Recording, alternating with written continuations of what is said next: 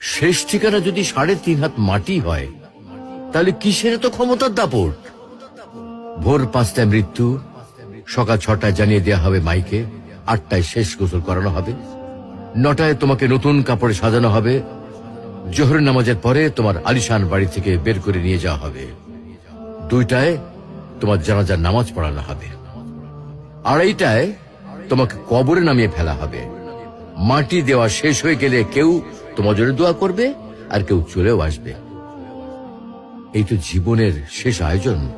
তো কিসের তো অহংকার, কিসের তো ক্ষমতার দাপট? হ্যাঁ, ক্ষমতা কারোর জন্য চিরস্থায়ী নয়।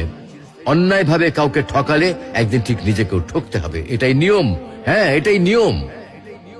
ভোরের সূর্যোদয়ের আলোতে যে পৃথিবী আলোকিত হয়, সন্ধ্যার সূর্যাস্তে তা আবার হারিয়ে যেত দেখি। অসত্য দিয়ে সত্যকে কখনো ঢেকে রাখা যায় না।